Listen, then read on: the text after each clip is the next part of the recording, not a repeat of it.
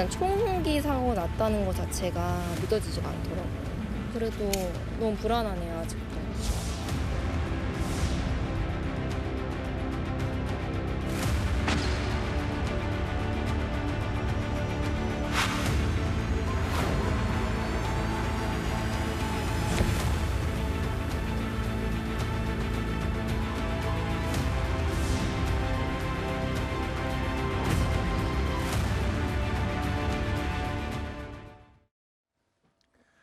어젯밤 인천 송도국제도시의 한 아파트에서 아버지가 자신의 아들을 총으로 쏴 숨지게 하는 사건이 발생했습니다.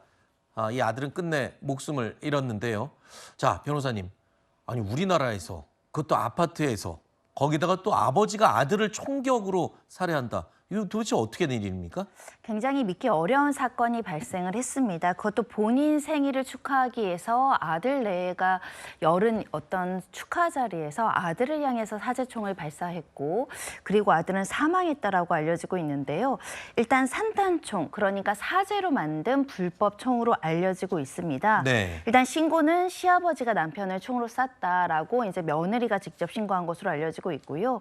이 60대 남성은 사건을 발생시키고 이어서 이제 도주를 하는 과정에서 이 서초구 인근 지하철 사당역 인근에서 이제 붙잡혀서 체포가 된 상황인데요. 네. 일단 경찰은 60대 남성에 대해서 살인죄로 체포한 상황이고, 왜 이런 총기를 소지했고 언제부터 소지했고 그리고 이 아들을 살해한 목적이 무엇인지를 조사할 것으로 보이는데, 실제 이 오늘 오전 이 남성이 관련해서 본인의 집에 또 여러 가지 폭발물이 있다, 이런 또 여러 가지 이제 이야기도 했던 것으로 알려지고 있습니다.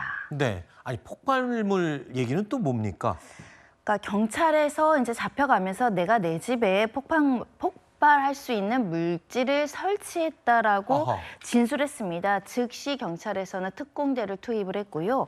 그러다 보니 혹시라도 폭발될 것을 염려해서 인근 주민들을 대피시키기도 했습니다. 네. 그 100명이 이제 대피하는 소동까지 발생을 했는데, 실제 집을 갔더니 다수의 인화 물질, 그러니까 폭발할 수 있는 물질들이 있었다라고 합니다. 어허. 혹여라도 폭발했을 때 그 강도가 높아질 수 있도록 여러 가지 물질까지 마련해 둔 것을 봐서는 혹여라도 폭발물에 의한 테러를 계획했는지 여부도 조사해야 될 것 같습니다. 알겠습니다. 일단 어젯밤에 발생한 사건이고 도주했다가 이제 막 체포된 직후여서 경찰도 이제 정확한 범행 동기, 그리고 정황들을 다시 한번 조사할 예정입니다. 저희도 후속 기사가 나올 경우에 저희가 전해드리도록 하겠습니다. 다음 사건입니다.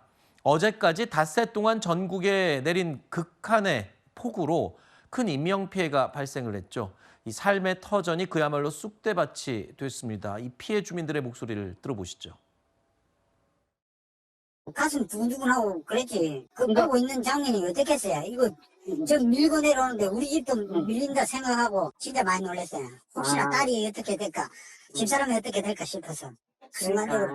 마당 안에서 물이 막 밀고 들어오는 거예요. 보니까 컨테이너 떠내려가고, 나중에 봤더니 우리 잤던 방 거기가 떠내려가고, 전기줄이 있으니까 각자 이제 일단 하우스에다 묶어놓고 각자 몸 묶어놓고 있다고. 어떻게 말을 할 수가 없어요, 지금.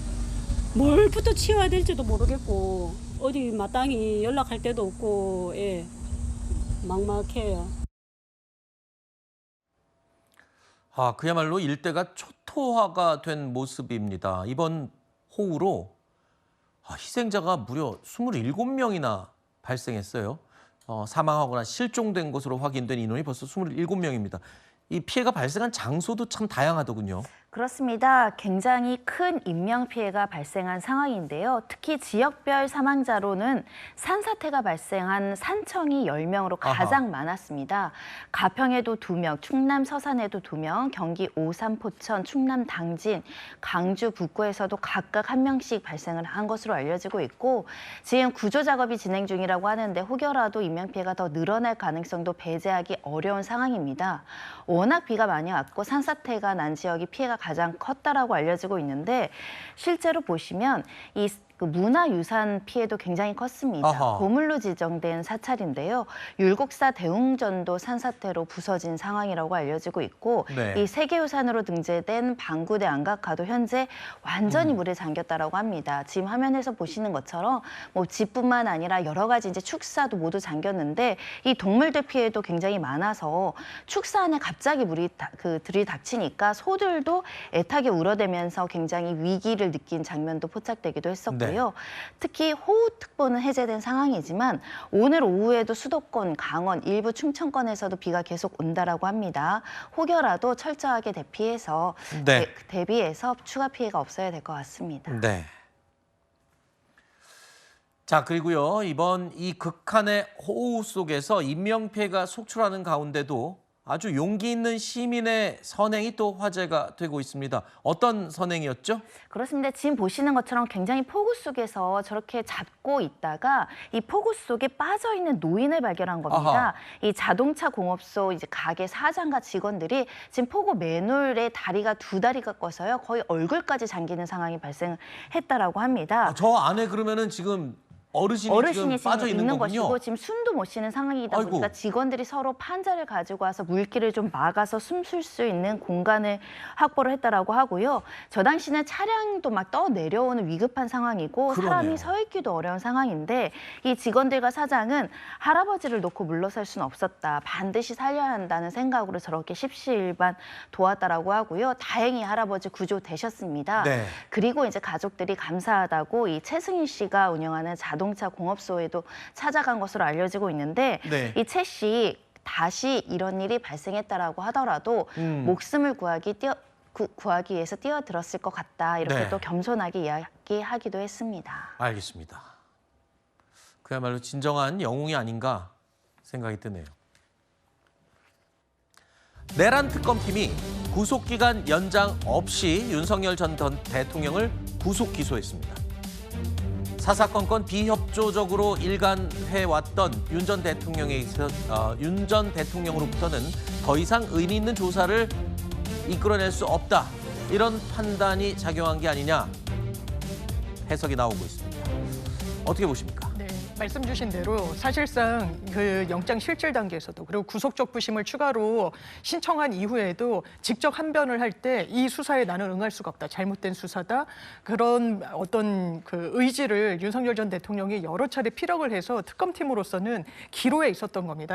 구속영장을 발부받으면 10일 동안 수사할 수 있는 겁니다. 한 번 더 갱신하면 20일의 시간을 버는 건데 과연 10일을 더 연장하는 것이 수사에 도움이 될 것인가. 지금 피해자의 태도로 봤을 때는 아마 아니라는 결론을 내린 것 같고요. 네. 또 한 축은 지금까지 모아줬던 진술과 증거만으로도 이런 공소유지는 가능하다. 그러니까 체포영장의 집행을 방해했던 부분, 비화폰을 삭제한 부분 등과 관련해서는 공소유지의 자신감을 또 한편으로는 드러낸 것 같습니다. 네, 그러니까 한마디로 더 이상 조사에 응하지 않는 윤 전 대통령을 향해서 그렇다면 법정에 가서 이제 본격적으로 다퉈보자. 이렇게 지금 특검이 결정을 내린 겁니다. 특검은 이번에 총 5개 의혹 관련 혐의를 적용했는데요. 윤 전 대통령을 결국 전격 기소를 했습니다. 이번에도 외환 의혹은 제외됐습니다. 하지만 김용대 드론 작전 사령관 신병 확보를 시도하고 나섰습니다. 그만큼 외환 의혹 수사도 한층 더 속도를 내는 게 아니냐 이런 분석이 가능합니다. 저의 모든 행동은 국가와 국민을 위한 것이었지 제 개인적인 이득을 취하려고 한 적이 한 번도 없습니다. 군사작전에 관한 특검 조사를 받는다는 것 자체가 저에게는 참 참담합니다. 합참 지시만 받았고 모든 지시는 저는 합참 지시만 받았습니다. 대통령실에 직접 저한테 명령을 하거나 그런 적이 없습니다. 특검은 윤 전 대통령이 계엄 선포 명분을 만들기 위해서 드론 작전 사령부에 평양 무인기 투입을 직접 지시했고 또 군이 이 지시를 은폐하려고 조직적으로 개입했을 가능성을 의심하고 있는 겁니다.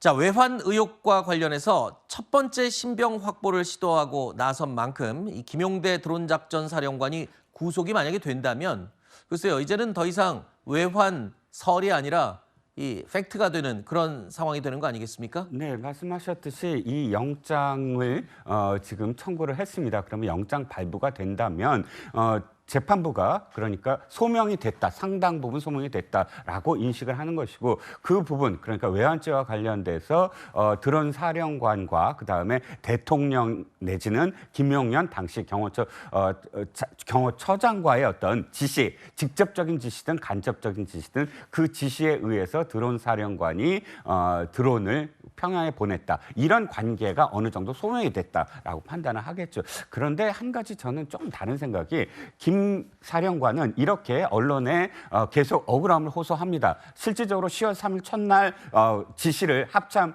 작전본부장으로부터 받았고 작전본부장은 합참 의장으로부터 직접적인 지시를 받았다는 것이고 지난해 6월에 김용현 처장이 전화를 한 것은 지시를 받은 것이 아니라 당시에 오물풍선과 관련돼서 직접적으로 어떤 대응이 있을 수 있겠느냐라는 질문을 받았다는 것입니다. 지금까지 김 사령관의 어떤 주장은 그런 것인데 서로 또 다른 어떤 증언이 나올지라도 지금 김 사령관의 어떤 이 대언론에 이런 말들이 나오지 않게 하기 위해서 구속을 하는 게 아니냐라는 지금 이야기도 있거든요. 물론 영장이 어떻게 되는지에 따라서 재판부의 네. 어떤 판단을 좀 기다려봐야 될 것 같습니다. 알겠습니다.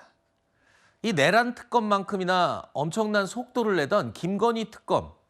이 김건희 특검의 수사가 암초를 만난 모습입니다. 의혹의 핵심 관계자들이 도주를 하거나 또는 관련자들이 소환에 불응하면서 특검 수사가 멈칫 또는 고비를 맞은 것 아니냐라는 평가마저 나오고 있습니다. 이른바 집사 게이트의 핵심 인물인 김모 씨는 특검 조사를 피하기 위해서 베트남에서 태국으로 도피한 사실이 확인이 됐고요. 또 삼부토건 주가 조작 의혹의 그림자 실세로 지목됐던 이기훈 부회장은 지명수배 상태로 밀항을 시도하고 있다는 첩보까지 지금 입수된 상태입니다. 상황이 이렇게 돌아가다 보니까 의혹의 정점에 있는 김건희 여사와의 연결 고리 파악에 좀 어려움을 겪을 수밖에 없는 것 아니냐. 이 신병이 확보돼야 뭘 조사할 거 아닙니까? 그렇죠. 수사가 멈칫하는 거 아니냐라는 우려가 나올 네. 수 있는데요. 이렇게 도주하는 건 또 양날의 검 같은 측면이 있습니다. 이를테면 삼부토건 주가 조작의 핵심 실세라고 일컬어지는 이기훈 부회장 같은 경우에는 영장 실질 당일에 도주를 했거든요. 특검에서 이건 도주를 본다라고 했습니다. 네. 만약에 본인이 떳떳하고 무죄라고 주장할 수 있고 근거도 제시를 할 수 있다면 영장 실질에 나왔을 거예요. 그런데 지금 도주를 했다라는 것은 어느 정도 혐의를 본인도 인정하기 때문에 도주의 가능성을 스스로 높이고 실제 도주로까지 이어진 게 아니냐. 신병이 확보되는 그 순간 아마 구속이 될 겁니다. 그렇다면 신병 확보에 주력을 해서 만약에 그 성공을 하게 되면 수사는 속도를 낼 수밖에 없고 네. 베트남으로 도망을 갔다, 뭐 스리랑카로 갔다, 뭐 싱가포르로 갔다 여러 설이 나오는 그 집사 김모 씨 같은 경우도 자녀랑 같이 출국을 했고 여권 무효화 조치가 됐기 때문에 네. 아마 신병을 확보하는 건 초일기가 아닐까 생각됩니다. 그러니까 지금 뭐 도피에 도주에 수배에 이런 상황이긴 하지만 워낙 지금 혐의도 많고 맞습니다. 연관된 사람이 많아서 벌어지는 일일 뿐이지 이 신병 확보는 시간 문제다. 네. 알겠습니다. 자, 이런 상황에서 김건희 특검은 오늘 이종호 전 블랙펄 인베스트 대표를 소환해서 조사하고 있습니다. 이종호 전 대표는 도이치모터스 주가 조작 의혹, 삼부토건 주가 조작 의혹, 임성군 구명 로비 의혹 등 김 여사 관련 의혹 전반에 모두 등장하는 인물입니다. 이 때문에 특검 수사가 김 여사로 향하는 이제 길목으로 가고 있다. 이런 해석도 나오는데요. 이종호 전 대표에 대한 소환 조사를 기점으로 김건희 여사에 대한 소환 시기도 가닥이 대충 잡힐 수 있을 것 같습니다. 물론 관련된 혐의자들의 신병이 모두 확보돼서 좀 구체적인 혐의 입증이 돼야 되겠지만요. 물론 그렇습니다. 그런데 이제 국민정서법 또는 국민법 감정상 김건희 여사와 관련된 많은 의혹들이 지금 제기되고 있고 또 많은 또 그 관련자들이 소환되고 있고 많은 언론 보도가 이루어져 있는데 왜 아직도 김건희 여사는 소환하지 않는가라는 목소리가 계속 나오고 있거든요. 네. 그래서 그럼 언제 소환될 것인가 계속 지켜봤어야 됐는데 이종호 대표야말로 사실은 굉장히 정점에 있는 인물이거든요. 지금 뭐 말씀하셨듯이 4개의 혐의가 있고 그 4개의 혐의 중에 뭐 도이치모터스 주가 조작 같은 건 상당히 많이 드러나 있는데 드러나지 아니한 삼부토건 같은 경우도 그 단톡방에 삼부토건과 관련된 그런 언급이 분명히 이정호 대표가 쓴 것이 있습니다. 그렇다면 지금 소환을 한다는 건 어느 정도 수사가 됐으니까 그것을 질문하겠다는 뜻으로 보여지고 네. 그러면 이정호 대표의 어떤 소환 이후에는 바로 김건희 여사가 아니겠느냐라고 지금 추정을 하는 것이죠. 알겠습니다. 3특검이 모두 지금 속도를 내고 있는 상황입니다. 자, 그리고 특검팀은 본격적으로 친윤계 핵심 인사들도 정조준하고 있죠. 국민의힘은 현역 의원을 대상으로 이 동시다발적인 강제 수사에 나선 것에 대해서 강력하게 반발하고 있습니다. 정치적인 목적으로 야당을 탄압하기 위해서 사무실뿐만 아니라 주거지까지 압수수색한 것은 전형적인 직권남용. 저는 결백하고 깨끗합니다. 집에까지 와가지고 내려와서 참고인 압수수색 영장을 가져와서 집에 간다는데 내가 참고인 별로 아무것도 없는데 통화기록 한번 있다 해가지고 그냥 그렇게 무자비하게 다녔고. 국회의장님 좀 막아주셔야지. 이런 것들을 이렇게 막 무자비로 압수수색이 들어오게 국회에 들어오면 그쪽은 무슨 뭐 나중에 그런 일 없을 것 같아요. 네? 아니, 마찬가지죠. 국회가 어떤 개인 정당의 사무실입니까? 국민일보 보도 내용에 따르면요. 동료 의원들과 연락이 잘 닿지 않으면 혹시 특검 수사 때문 아니냐 이런 걱정의 말이 오갈 정도의 분위기라고 합니다. 국민의힘 내부의 위기감이 점점 커지고 있는 것 같은데요. 특검은 국민의힘 현역 의원들 가운데 총 4명에 대한 압수수색을 이미 진행했습니다. 대상은 모두 친윤계로 분류됐던 인물들인데요. 그러다 보니까 친윤계 의원들 상당수가 수사를 받을 가능성이 높아진 게 아니냐 이런 이야기까지 나오고 있습니다. 일단 내란 특검은요. 계엄 해제 방해 의혹에 대해서도 곧 본격 수사에 나설 것으로 보입니다. 내란 특검의 수사 선상에도 국민의힘 의원들이 이미 올라와 있는 상태인데 글쎄요. 특검이 수사의 속도를 내는 거는 다 알고 있습니다만 지금 국민의힘 의원들까지 확대하는 것 글쎄요. 이 기정사실로 봐야 됩니까? 더 국민의힘으로서는 곤혹스러울 수밖에 없는 게 원래는 이 현역 의원들 수사는 공천과 관련된 명태균 게이트나 네. 아니면 내란과 국회 이 해제와 관련한 그런 부분일 거라고 생각을 해왔는데 갑자기 이철규 의원은 최상병 특검으로 영장이 발부돼서 압수수색을 한 거예요. 구명 로비에 나섰다는 의혹으로. 그리고 권성동 의원도 난데없이 통일교와 관련해가지고 정치자금법 위반의 피의자로 적시가 된 겁니다. 네. 그러면 애초에 원래 수사가 진행될 거라고 당연히 예견했던 내란과 명태균 공천 개입 이런 부분은 당연하지만 수사가 될 거예요. 이제 별도로도 관련된 여러 전현직 의원들이 나오고 있는 겁니다. 이걸 정치 탄압이라는 말로만 그냥 항변하고 넘어가기에는 사건이 매우 무르익었다는 생각이 듭니다. 아니 당 자체가 이러다가 흔들리는 게 아니냐는 목소리도 나오고 있습니다. 이미 흔들리고 있습니다. 네. 왜냐하면 생각해 보세요. 의원 개인 사무실을 압수수색을 저렇게 쉽게 한다? 옛날에 상상도 못했습니다. 전 의원이 다 가서 보좌진들 다 가서 다 막았어요. 며칠 동안 막은 적도 있습니다. 그런데 지금 지도부가 예를 들어서 지금 윤상현 의원 사무실 지금 압수수색합니다. 다 나와주세요 하는데도 20명도 안 나왔어요. 그 다음 날도 그렇고요. 다른 의원들도 그렇고요. 그러니까 어정쩡한 거죠. 지도부의 영이 제대로 먹히지도 않고 또 당에서는 엉거주춤 우물쭈물하고 있습니다. 이건 지금 정당으로서의 어떤 상황이 아닌 겁니다. 둘 중에 하나를 뚜렷이 해야죠. 내란 수사 제대로 받아야 된다. 이건 네. 우리 당으로서는 받아들여야 된다라는 지도부의 결정이 있거나 아니면 이거 정치 보복이니까 우리 모두 다 나선다라는 둘 중에 하나를 택해야 되는데 이것도 못하고 저것도 못한다는 건 지도부가 지금 제대로 자신의 어떤 그러니까 이 당의 어떤 미래를 그려나가지 못한다. 이렇게 지금 비판을 받을 수밖에 없는 상황입니다. 네, 지도부도 지도부지만 또 의원들 각자가 각자 도생에 지금 나선 게 아닌가 이런 해석도 가능합니다. 지난 일주일 동안 이재명 정부 1기 내각에 대한 릴레이 인사청문회가 진행이 됐죠. 후보들마다 각종 의혹들이 제기됐습니다. 이런 가운데 국민의힘은 특히 앞서 보신 것처럼 6명의 후보자에 대해서 무자격 육적이라면서 지명 철회를 요구했습니다. 그리고 주말 사이 이재명 대통령이 결정을 내렸습니다. 바로 이진숙 전 교육부 장관 후보자에 대해서 지명을 철회한 겁니다. 자, 철회를 요구한 건 6명인데 이 가운데 1명만 철회 결정을 했습니다. 그런데 철회 형식 자진 사퇴 요구가 아니었고 이 대통령이 직접 지명 철회를 한 것이거든요.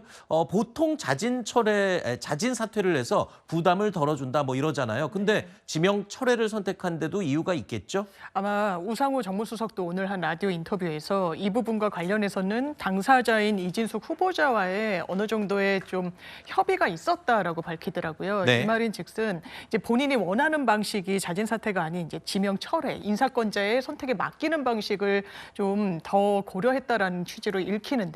뭐 차이가 있나요? 이분 그런 것 같습니다. 아마 이제 논문 표절과 본인이 지금도 이제 학계에 있고 만약에 그 교육부 장관이 됐더라도 나중에는 이제 교육계로 대학으로 돌아가야 되는 그런 상황이다 보니까 학자다 보니까 네. 논문 표절 이런 부분에 대해서 자진 철회 형식을 채택하면 내가 이걸 인정하고 자인해서 물러나는 것으로 혹시 해석될 부분은 좀 저한 측면이 있어 보이고 네. 그래서 본인도 아마 이제 대통령실과의 어떤 협의 과정에서 이제 임명권자의 처분에 맡기는 방식을 이제 의견을 개진했던 게 아닌가라고 추정되는 부분이 있습니다. 또 어떻게 보면은 그러면 의혹들에 대해서 끝까지 인정을 할 수 없다. 뭐 이런 입장으로 읽히기도 합니다. 본인은 인사청문회 과정에서 네. 뭐 1저자, 2저자 논란과 관련해서도 이게 관행이고 지침을 따랐다는 입장을 견지했기 때문에 그 맥락에서도 해석됩니다. 네. 자, 그리고 또 보좌진 갑질 의혹을 받아왔던 강선우 후보자에 대해서는 임명을 강행할 것으로 알려지고 있습니다. 우상호 정무수석은 이러한 이 대통령의 결정에 대해서 여당 지도부 의견이 가장 영향을 준 것 같다고 말했습니다. 다양한 의견들 진짜 많이 들으셨거든요. 이 결정에 가장 영향을 많이 미치신 것은 여당 지도부의 의견이었다고 저는 그렇게 판단하고 있습니다. 왜 이러한 결정을 내렸는가에 대한 설명을 저한테 하시지 않았습니다. 그건 임명하니까 어저께 발표를 한 것이죠. 그러니까 만약에 임명 안 할 거면 왜 나눠서 발표를 하겠습니까? 내심 기대했지만 혹시나 했더니 역시나였습니다. 여론은 듣는 척, 고뇌하는 척, 소통하는 척 신용만 내고 결국 갑질 척근을 안고 가는 답정너식 결정으로 보입니다. 갑질 불패, 아부 불패, 척근 불패가 아닐 수 없습니다. 국민의힘에서는 이렇게 강하게 비판을 하고 있는 만큼 강선우 후보자에 대한 청문 보고서 채택에는 국민의힘이 협조하지 않을 것으로 굉장히 명확해 보이는 상황입니다. 그렇다면 지금 대통령실에서는 결국 임명을 강행하는 수순으로 접어들었다 이렇게 해석이 되는데요.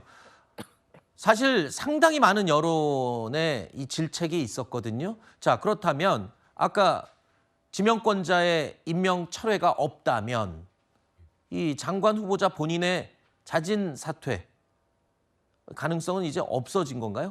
그렇죠. 일단 자진 사퇴 가능성은 이미 시기가 늦었습니다. 만약에 자진 사퇴를 하려고 한다면 본인이 더 이상 상처받지 않게끔 빨리 했어야 됐고 또 두 번째는 임명권자에게 어떤 부담을 지어지지 않는 어떤 타이밍을 잡았어야 돼요. 그런데 이미 지금은 두 후보에 대해서 한 명은 이 지명철을 했습니다. 그리고 우상호 전무수석이 임명되는 것으로 봐야 된다라는 네. 기자의 질문에 답을 했습니다. 그렇다면 지금 본인의 판단은 이미 개입될 여지가 없어요. 네. 그러니까 이미 대통령이 그렇게 지금 결정을 했다고 대통령실에서 이야기하지 않았습니까? 네. 그러니까 아마도 이제 임명 강행은 수순일 것 같은데 단 여기서 한 가지 아직 임명이 되기 직전까지 또 다른 의혹이 제기될 경우가 있습니다. 그건 도저히 불가항력인 어떤 상황이 될 수가 있겠죠. 물론 이건 직접적으로 영향 안 주겠지만 지금 문재인 정부 시절에 여가부 장관이었던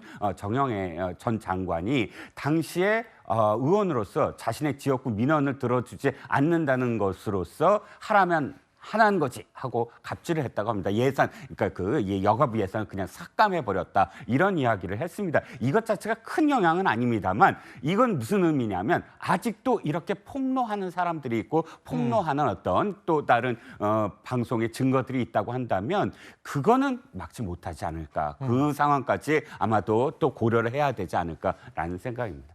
사실 대통령실에서도 지금 이렇게 언론을 통해서 공개된 그리고 청문회를 통해 공개된 의혹들이 적잖은 부담이 됐을 것이에요. 그런데 그걸 감내하고 지금 밀어붙인다는 거잖아요. 그렇습니다. 강선우 장관 후보자의 경우에는.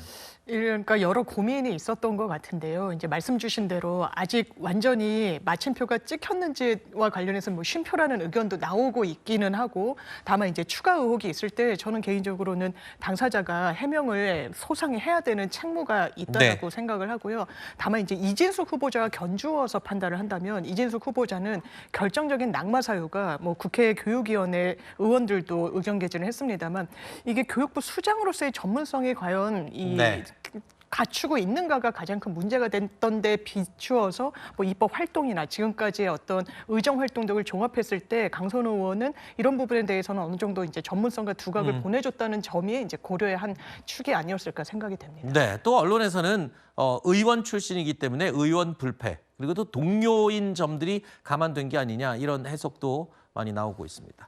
자, 이렇게 시끌시끌했던 청문회 슈퍼위크 끝났습니다. 그렇다면 우리 국민들의 여론의 분위기는 어떨까요? 이 청문회에 대해서 어떤 평가를 내리고 있을까요? 지난주 금요일 발표된 여론조사에서는요. 이재명 대통령에 대한 직무수행 긍정평가가 전주 대비 1%포인트 상승한 64%로 나타났습니다. 부정평가는 23%로 동일하게 나타났고요. 그렇다면 오늘 발표된 또 다른 여론조사를 살펴보도록 하겠습니다. 취임 이후에 계속 상승했던 긍정평가가 2.4%포인트가 하락했습니다. 그래서 62.2%로 나타났습니다. 부정평가는 2.3%포인트가 상승을 했습니다. 장관 후보자들, 특히 강선우 후보자와 이진숙 후보자의 의혹들이 이 여론조사에 혹시 반영이 된 건 아닐까 이런 짐작을 해봅니다. 그렇습니다. 강선우 후보자를 지금 강행하려고 한 배경 중에 하나는 강선우 후보자의 청문회가 열리던 그런 시기 이후에 여론조사가 불리하게 나오지 않았다는 판단이 있었거든요. 보면 지난주에 나온 여론조사들이 상승세였고 또 정체돼 있기는 하지만 이렇게 하락을 하지는 않았었습니다. 그러니까 내가 지금 임명을 하더라도 이게 큰 타격은 받지 않을 거야라는 판단이 들어갔다고 보여지는데 문제는 오늘 리얼미터입니다. 보시다시피 리얼미터의 날짜를 보면 14일부터 18일이거든요. 네. 14일부터 18일까지를 들여다보면 강선우 후보자에 대한 아주 짙은 의혹들이 방송에서 연이어 터지고 또 가장 중요한 게 우군이라고 생각하는 시민단체라든지 또는 같은 범여권의 어떤 정당들이 하나같이 모두 다 참여연대, 경실련, 진보당, 정의당 할 것 없이 강선우 후보자가 안 된다라고 성명을 발표하던 시기가 바로 14일부터 18일이거든요. 그럼 이 시기에 여론조사가 오늘 반영이 돼서 오늘 나왔는데 이 추세선이 한번 꺾였다라는 건 굉장히 저는 의미를 갖고 있다고 생각을 하고요. 네. 만약에 안 꺾였다고 하더라도 이 문제는 나중에 두고두고 이재명 정부의 집권 초반에 참 상처로 자리 잡을 것 같거든요. 네. 그래서 차라리 조기 진화 쪽으로 선택하셨으면 어땠을까 하는 아쉬움이 있습니다. 알겠습니다. 자, 이런 가운데 민주당에서는 차기 당대표를 뽑는 전당대회가 진행되고 있습니다. 내란 세력 척결에 변함없이 말씀드린 대로 약속대로 이행을 하도록 하겠습니다. 최전방 공격수로 개혁의 골을 넣겠습니다. 싸울 때는 단호하게, 일할 때는 유능하게, 현장으로, 국민 속으로 가야 합니다.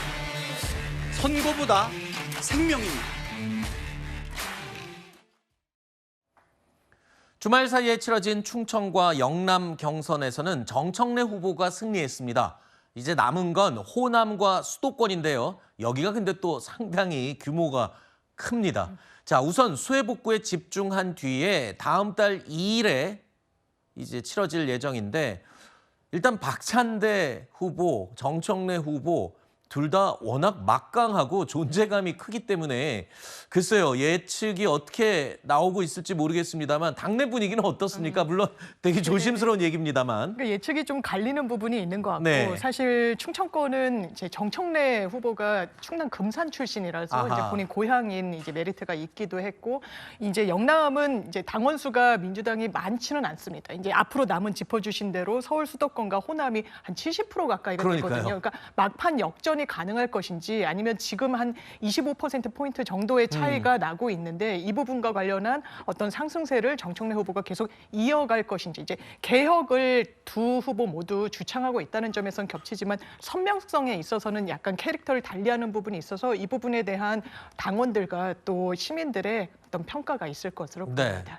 뭐 두 후보 다 적잖은 강성이긴 합니다만 정청래 후보 같은 경우에는 마지막 피치를 완전히 강성 이미지로 지금 밀고 가고 있더군요. 그렇습니다. 그 부분이 본인이 선점한 이슈이기도 하고 네. 이 당원들한테 특히 소구하는 지점으로 작용하는 부분이 있는 것 같습니다. 알겠습니다. 뭐 당 대표를 뽑는 거니까요. 민주당의 당 대표를 뽑는 거니까 지켜보겠습니다. 자, 국민의힘은 요즘 뭐 하고 있을까요? 혁신위 쇄신안을 놓고 내홍과 분열이 계속 이어지고 있죠. 그런데 이 국민의힘도 일단 다음 달 22일에 전당대회가 예정돼 있습니다. 어제는 김문수 전 장관에 이어서 오늘 당대표 출마 선언들이 줄줄이 이어졌습니다. 강한 야당으로 국민의 힘을 복원하겠습니다. 우리 당은 입당하는 사람을 특별한 문제가 없으면 일단 받아들여야 된다고 보고. 친길 당대표가 되려고 하시는 것입니까? 극단과의 절연, 비정상에서 정상으로의 회귀는 지금 이 순간부터 시작되어야 합니다. 낡은 이즘에 사로잡힌 극우 극단 세력과 완전히 결별하겠습니다. 윤희숙 혁신위원장은 당 지도부가 현재 상황을 너무 가볍게 보고 있는 게 아니냐 이러면서 우려의 목소리를 냈습니다.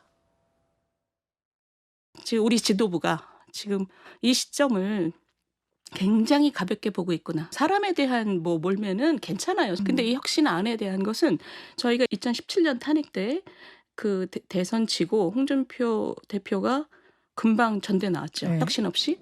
그때 전당대회 기간에 지지율이 점점점 떨어져서 예. 7%까지 갔습니다. 그 우리가 지금 그 길을 가고 있는 거예요. 국민에 대해서 국민의 눈을, 국민의 평가를 전혀 무서워하지 않는 행태예요. 지금 아무것도 바꾸지 않고 지금 전당대회를 치르겠다. 굉장히 그 혁신 의지라는 부분에서 대단히 유감입니다. 지금 국민의힘의 당 대표가 되겠다며 출마 선언을 한 인물들의 면면을 한번 살펴보면서 얘기를 드리겠습니다. 자, 이 후보들의 얼굴들 딱 구도가 나뉩니다. 어느 쪽에서는 극우와 반극우로 날렸다. 또 어느 쪽에서는 친윤과 전륜으로 날렸다. 이렇게 평가하고 있습니다. 공통점은 이겁니다.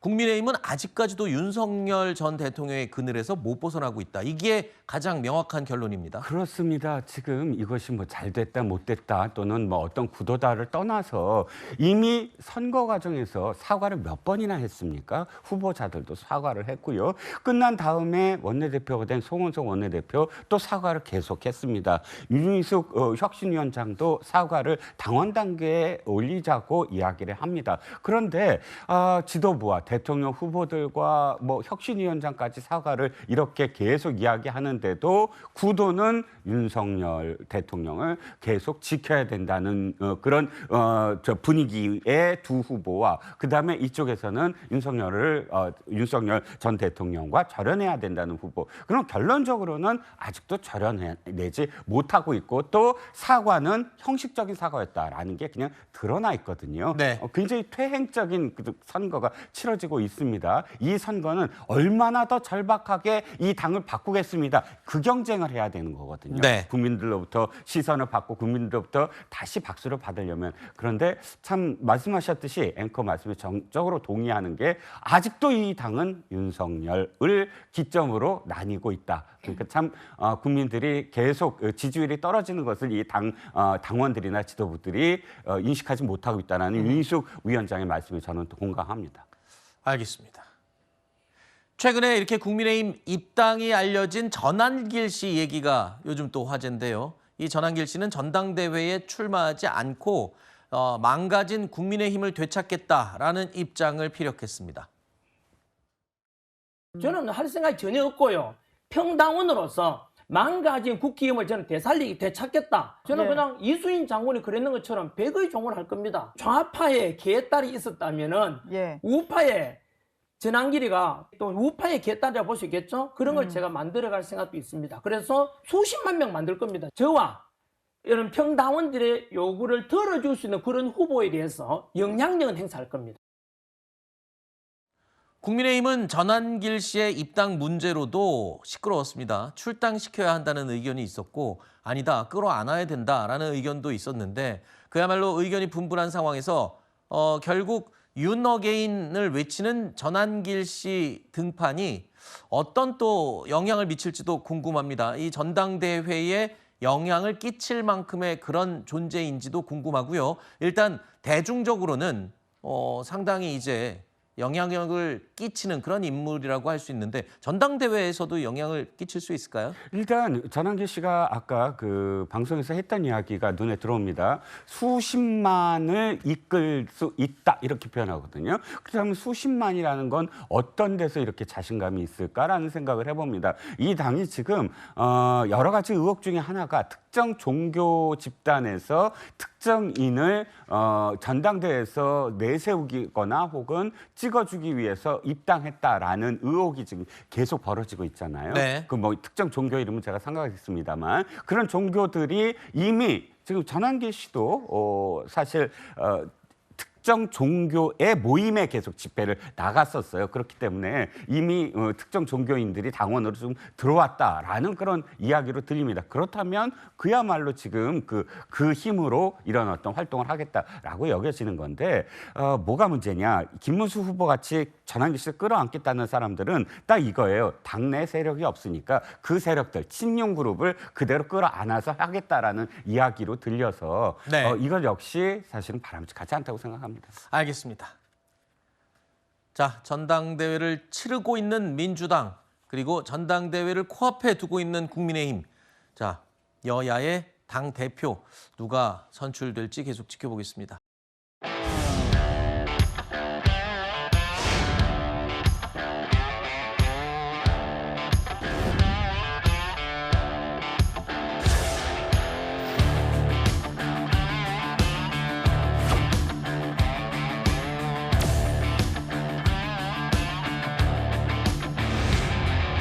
아무래도 뭐 생필품, 식료품 이런 거요. 채소, 뭐 고기 같은 거. 병원비가 부담스러울 때가 있으니까 그때 소비 쿠폰이 있으면 사용하기 좋을 것 같습니다. 동네 그 상권 활성화를 위해서 식당을 위주로 많이 가고. 전 국민에게 지급되는 민생회복 소비 쿠폰 신청이 바로 오늘부터 본격 시작됐습니다. 첫 주에는 신청자가 한꺼번에 많이 몰릴 것을 고려해서 출생 연도 맨 뒷자리에 따라서 요일제로 진행이 된다고 합니다. 요령을 간단하게 좀 설명을 해주실까요? 저는 4자로 끝나는데 그럼 저는 언제 할 수 있는 겁니까? 4자로 끝나면 목요일 날 가능하십니다. 그래요? 예, 오늘은 이제 51년생, 네. 61년생, 71년생 분들이 이제 아하. 가능한 거고요. 또 이제 6자로 끝나는 56년생, 66년생, 76년생 그렇게 되면서 하나씩 이제 이루어진다라는 거죠. 그러면 토요일하고 일요일은 뭐냐? 주중에 바쁘셔서 못 하시는 분들도 있지 않습니까? 네. 그러면 토요일하고 일요일은 상관없이 신청이 가능합니다. 그럼 그날 더 몰리는 거 아닌가요? 근데 아무래도 지금 오늘 같은 경우도 오전에 일시적으로 이게 지금 그 전산이 좀 몰렸다라는 것들 아하. 보면 정상적일 때 하시는 거고요. 아무리 그 우리가 또 바쁘신 분들도 있으니까 네. 그런 분들이 주말에 이용하는 것도 한 가지 팁이 될 수 있다라는 점 말씀드리도록 하겠습니다. 알겠습니다. 일단은 뭐 최고 55만 원까지 받을 수 있다고 하는데 예. 본인이 어디에 해당되는지를 반드시 확인하시고요. 그리고 가장 궁금한 게 있습니다. 이 소비 쿠폰이요. 다양한 방법으로, 다양한 형태로 받을 수 있다는 거 아시죠? 신용카드, 체크카드 또는 지역사랑 상품권 등으로 받을 수가 있습니다. 그런데 요 세 가지가요. 각기 다 좀 다릅니다. 수수료가 있냐 없냐도 있고 또 이 환급을 또 받을 수 있는지 여부도 있고 장단점이 있는 것 같아요. 뭐 세 가지 좀 어떤 걸 받으면 좋은지 좀 설명을 해주시겠어요? 먼저 신용카드와 체크카드 같은 경우 9개 시중은행에서 이제 하기 때문에 네. 이런 거 하시는 분들은 직접 은행 웹을 통해서 아하. 신청하시거나 콜센터를 통해서 신청하시면 지금 사용하고 계시는 신용카드나 체크카드에 다음 날 이게 입금이 됩니다. 네. 그러면서 우선적으로 이게 사용이 되니까 이 부분을 사용하시면 된다라고 말씀드릴 수 있겠고 네. 또 한 가지 이제 내가 이제 카드 사용을 안 하거나 이게 좀 불편하신 분들은 말씀하신 지역사랑 상품권이 있고 또 선불 카드도 있습니다. 네. 카드 형태로 돼 있는 것도 이거 같은 경우는 이제 실질적으로 우리가 이제 지역의 이제 자치단체 사무실 이제 동사무소 같은 경우에 아하. 가서 신청하시면 된다라고 말씀드릴 수 있겠습니다. 어떤 것이 좋냐라는 네. 것이 이제 시청자 여러분들의 핵심일 텐데요. 일단 이사를 중간에 뭐 9월 달 안에 가시는 분들도 있지 않습니까? 네. 그럴 경우에는 카드로 받는 것이 좋습니다. 카드 같은 경우 지역을 변경이 가능하니까 이런 경우에는 이제 카드를 지역 상품권을 받아버리면 네. 이게 환불이 안 됩니다. 그 그래서 지역에서만 쓸 수 있으니까요. 그 지역에 쓸 수 있는데 또 한 가지 이제 지역에 대한 우리가 이제 궁금증이 있는데요. 서울시라든지 이렇게 특별시나 광역시 같은 경우 시에서 쓸 수 있고요. 네. 도 같은 경우는 그 도가 돼 있는 군이나 네. 시, 뭐 예를 들어서 뭐 양평 군, 뭐, 네. 뭐 청주시 이런 쪽에서만 쓸 수 있으니까 네. 그런 부분들 잘 감안하셔야 된다라고 말씀드릴 수 아하. 있겠고 또 이제 지역 화폐를 받게 된다라면 서울시 같은 경우 배달 웹을 사용할 수 있습니다. 네. 이럴 경우에 2만 원 이상 3번 정도 쓰면 10,000원이 환급되니까 네. 이런 부분들도 좀 나타날 수 있고요. 또 신용카드를 쓴다라면 신용카드 카드액 그러니까 우리가 사용 산정액으로 산정이 되기 때문에 나중에 우리가 뭐 신용 점수라든지 이런 부분에 있어서 플러스도 된다라는 거 서로 장단점이 있다 이렇게 말씀드리겠습니다. 알겠습니다. 더 중요한 거 있습니다. 이게 점점 지금 쓸 수 있는 장소가 네. 늘어나고 있더라고요. 그렇습니다. 그래서 이 상품권 받으신 분들 또는 네. 이 포인트 받으신 분들이 어디서 쓸 수 있는지를 어디서 확인할 수 있습니까? 어디 갈 수 있는지. 지난번에도 한번 잠깐 설명드렸는데요. 네. 이런 경우에 우리가 연매출 30억 이하의 소상공인 업소에서 사용을 할 수 있고요. 네. 이거는 뭐 카드나 일반적인 부분들인데 이제 지역사랑 상품권 같은 경우는 지방자치단체 가맹점이라고 이제 써붙인 부분들입니다. 화면에 나오는 것처럼 우리가 음식점, 편의점만 생각하시는데 병원에서도 사용할 수 있고요. 그래요? 학원에서도 가능합니다. 예. 그래서 저도 이번에 헬스장을 하나 좀 다시 좀 끊을까 네. 좀 생각을 하고 있는 헬스장도 부분이요. 가능한 거예요? 헬스장도 가능합니다. 또 더군다나 이제 헬스장 같은 경우는 7월부터 우리가 연말정산도 또 되거든요. 네. 이중으로 되는데 또 한 가지 이제 그렇지만 이제 사용할 수 없는 곳은 우리가 이제 지난번에 말씀하신 직영점인 대형 커피숍이라든지 네. 아니면 우리가 귀금속이라든지 공과금 납부는 안 됩니다. 그러니까 조금 오해가 병원이라든지 학원은 가능합니다만 네. 공과금 납부는 안 된다라는 점. 그다음에 이제 유흥 사행업소에서도 안 된다는 점. 그다음에 일부 쇼핑몰이나 배달 웹에서도 안 됩니다. 근데 쇼핑몰은 안 되지만 배달 웹을 사용할 경우에는 현장 결제를 하겠다라고 한다라면 네. 일부 사용 가능한 배달 웹도 존재한다 말씀드릴 수 있겠습니다. 그렇군요. 예. 이 학원비가 되고 헬스클럽도 가입 예. 가능하다 그러니까 굉장히 신기하네요. 이거 말고 또 어디 쓸 수 있는지 한번 잘 찾아보시는 것도 네. 재미있을 것 같습니다. 사실 이 소비 쿠폰을 두고 의견은 참 두 가지로 갈리고 있죠. 나라 빚만 늘어나는 반짝 효과에 그칠 것이다. 또는 침체된 경기를 살리는 가뭄의 단비 역할을 할 것이다. 이렇게 의견이 분분합니다. 일단 그래도 소상공인들 입장에서 보면 아니 이 정도의 액수와 매출이 이렇게 단기간에 발생할 수 있는 보장된 거는 또 흔하지 않잖아요. 네. 굉장히 기대를 할 수밖에 없을 것 같아요. 상인들은.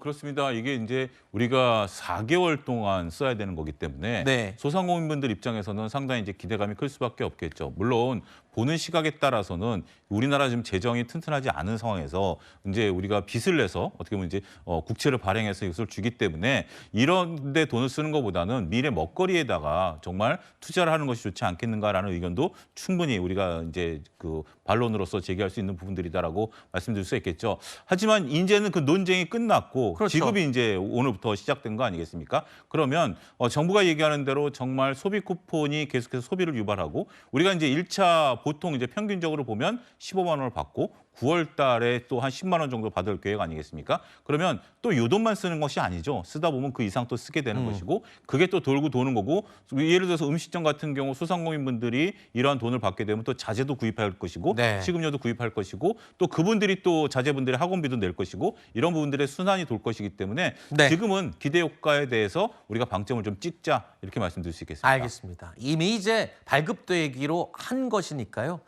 잘 좀 효과를 볼 수 있도록 동참을 하면 좋겠죠. 저는 트럼프 대통령의 서한이 관세, 비관세 장벽을 중심으로 작성된 것으로 보이는데 우리가 그동안 제기한 사안들은 통상이나 투자, 구매, 또 안보 관련 전반에 걸쳐 망라가 돼 있기 때문에 이러한 패키지를 종합적으로 감안해서 앞으로 협의를 진전시키자고 했습니다.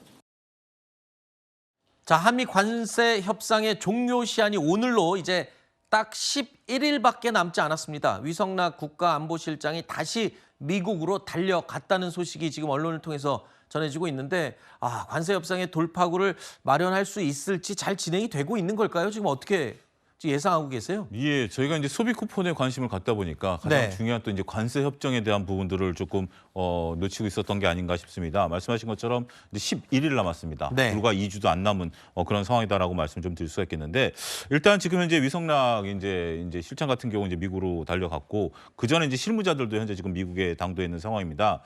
그나마 다행스러운 것은 현재 지금 구윤철 부총리 겸 재정기획부 장관이 선출이 됐고요. 그다음에 김정관 산업통상부 장관 같은 경우도 이제 인선이 됐기 때문에 이 두 분이 22일 날 미국으로 출국할 것으로 현재 지금 알려지고 있습니다. 현재 미국에는 통상교섭본부장이라든지 조현 외교부 장관이 이미 미국에서 이것을 준비하고 있는 상황이기 때문에 실질적으로 이번에 우리의 이제 실무 장관급들이 다 이제 도미함으로써 마지막談判 무대가 될 것이다라는 것이 현재 지금 전반적인 그 기대감이다라고 말씀드릴 수 있겠죠. 문제는 이제 우리가 어떤 전략을 펼치느냐라는 부분들인 것 같습니다. 일단 정부의 최우선 목적은 관세 인하 폭을 크게 인하시키는 것이 그렇죠. 이제 방법이고요. 또 한 가지는 이제 비관세 장벽에 대한 부담. 그러니까 우리가 철강 관세라든지 자동차 관세라든지 이런 부분들에 대해서 고율 관세를 좀 낮추는 부분들이 돼 있다라는 부분들이고요. 마지막으로 볼 수 있는 것은 우리가 안보 분야에 있어서 네. 한미 간에 서로 윈윈할 수 있는 그런 협상 구도를 마련하겠다라는 겁니다. 물론 미국이 밝히고 있는 여러 가지 부분들도 있습니다. 농축산물이라든지 온라인 플랫폼 규제 완화라든지 구글 지도라든지 이런 부분들도 있긴 하겠습니다만 이번 주가 이번에 방미를 통해서 불과 남은 열흘 사이에 미국과 우리와의談判이 이루어짐으로써 실질적인 관세 협정이 조만간 마무리 국면으로 전환되기를 기대한다. 이렇게 좀 말씀드릴 수 있겠습니다. 알겠습니다. 트럼프 대통령이 워낙 또 농산물, 쌀 가지고도 지금 소고기도 물론 마찬가지고요. 우리를 압박하고 있기 때문에 글쎄요. 우리가 잘 대응을 해야 될, 준비를 해야 될 날 이제 11일밖에 남지 않았습니다.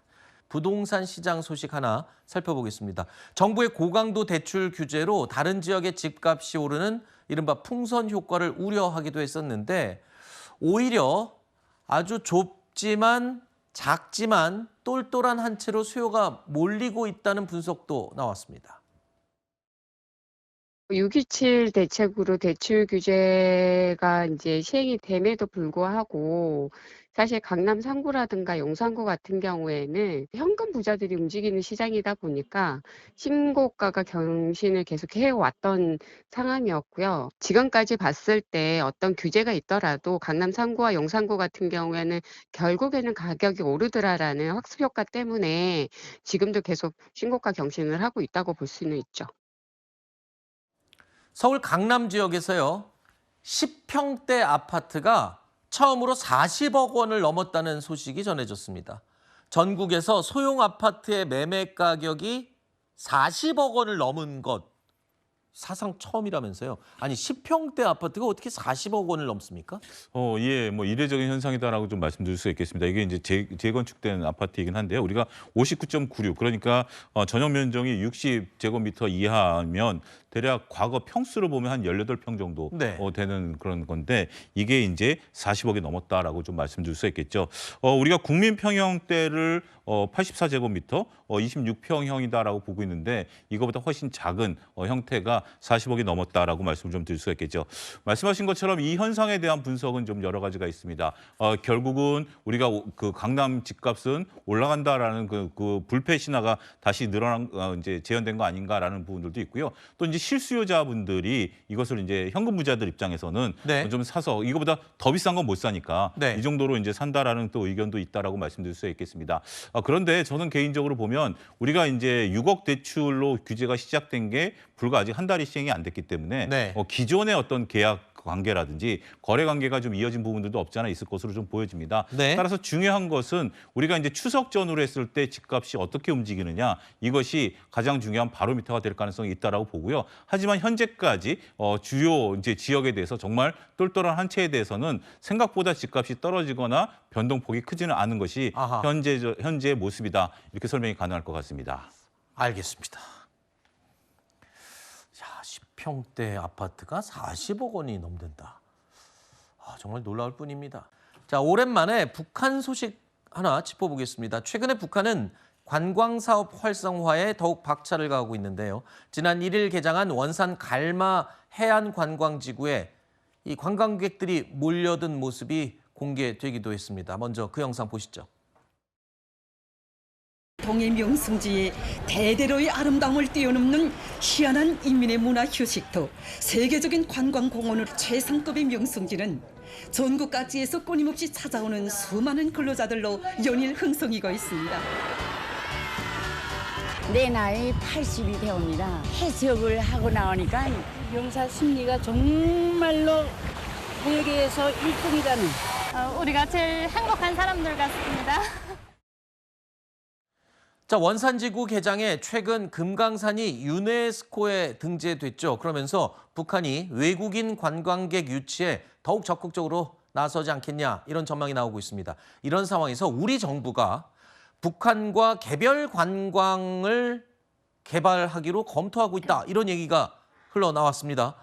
글쎄요. 이 과거에 우리는 금강산 관광이나 여러 가지 시도는 했었습니다만 굉장히 안 좋게 끝나고 기억이 별로 좋은 건 없어요. 근데 이거 가능성이 있어 보입니까, 현실적으로? 그래서 정부에서도 이 부분을 장기적 관점에서 검토를 하고 있지만 당장 재개하는 건 좀 어렵다라는 입장인 것 같은데요.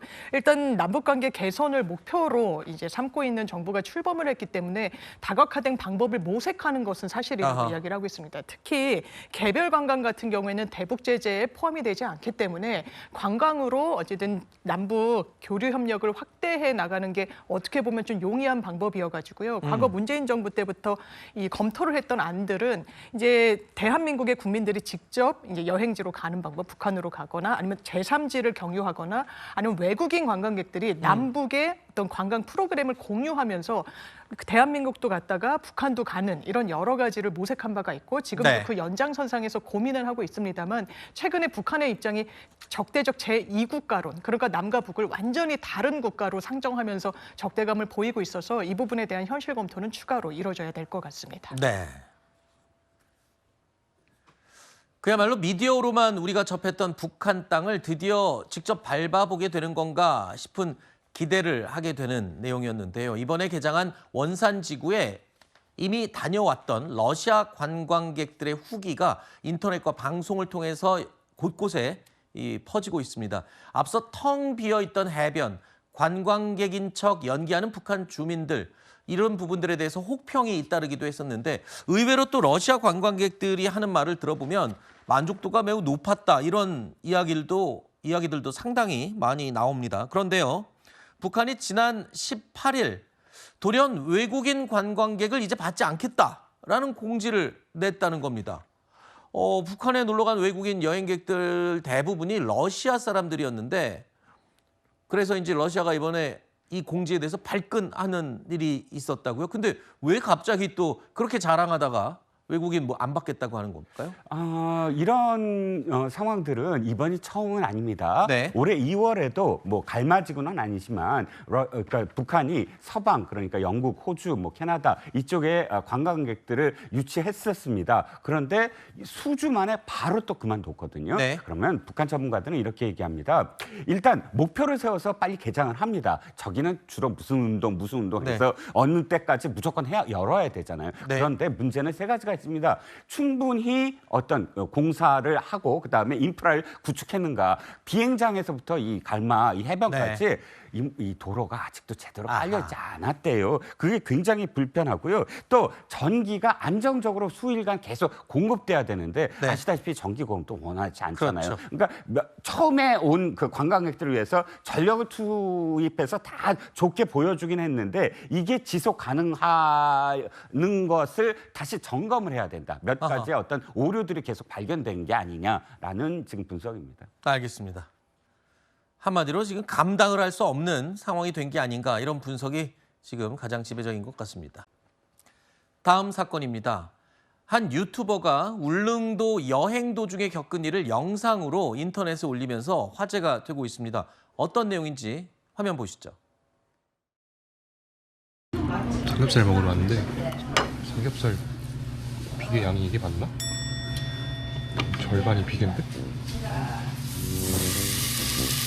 1인분 이거 한 덩이로 1인분 15,000원. 이게 맞나? 이게 울릉도 돼지예요? 기름을 이렇게 일부러 이렇게 거의 반씩 이렇게 주시는 거예요? 네.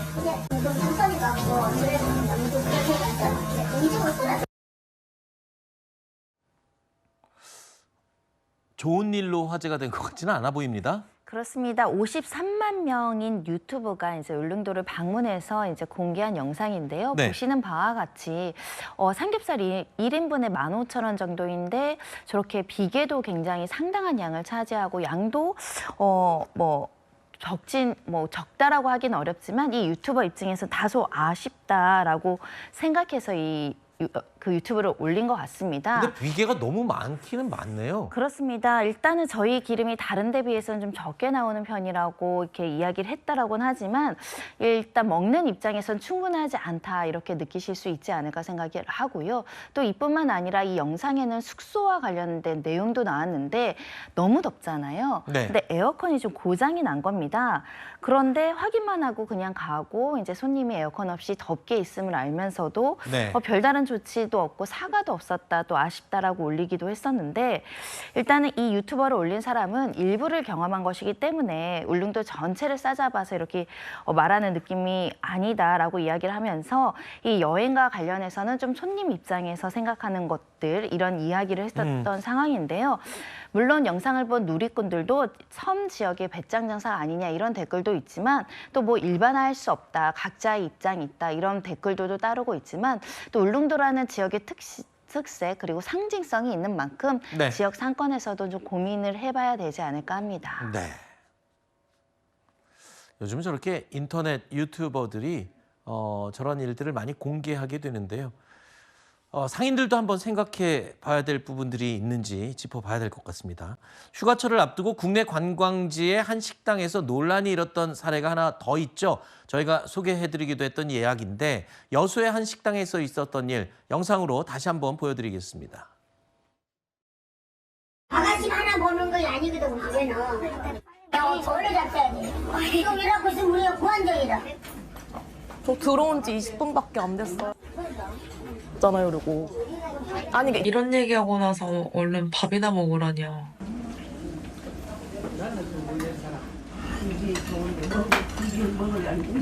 손 떨린다. 그러네요. 좀 그런 게 아니라 좀 화가 나네요, 솔직히. 자, 이 영상이 언론 보도를 통해서 널리 확산이 되자 이 시에서도 해당 식당을 방문해서 실태 점검을 했다고 합니다. 그리고 이 사태 수습에 나섰는데요. 결국에 식당 측에서도 저렇게 보시는 것처럼 사과문을 게재를 했다고 하는데 그래도 논란이 계속 이어지고 있다고요? 왜냐하면 여수를 찾는 관광객도 굉장히 많은 상황에서 이렇게 불친절하게 어떻게 보면 불쾌할 정도의 응대를 식당에 대해서 이 자율 점검을 하겠다라고 이야기하고 관내 음식점 5,000점에 모두 친절히 응대해야 된다라는 취지의 행정 권고나 지도를 한 것으로 알려지고 있습니다. 일단 음식점 은 서비스업이잖아요. 그렇죠. 찾아온 손님에게 무한정으로 친절할 수는 없지만 밥을 먹는 사람이 불쾌할 정도의 어떤 불친절이라든가 여러 가지 좀 인격적인 모독이 있는 경우에는 이 적정한 서비스인가를 한번 고민해 볼 필요가 있고 나의 실수가 전체 도시의 또 어떤 관광 산업에 타격을 줄 여지가 있기 때문에 네. 이 시에서도 발빠르게 이렇게 이제 지도를 하고 있는 것이 아닐까 생각이 듭니다. 일단 식당에서는 유튜버가 동의 없이 촬영을 했고 또 내 목소리가 크다 보니까 논란이 된 것 같다 이런 이야기도 했지만 결국은 사과문을 내걸어서 더 친절히 앞으로 부드러운 손님 맞이를 하겠다 죄송하다라는 입장을 밝혔습니다. 네, 사과문을 올리기는 했지만 그래도 또 뭐가 깔끔하고 시원하게 해결이 돼 보이지는 않는 것 같습니다.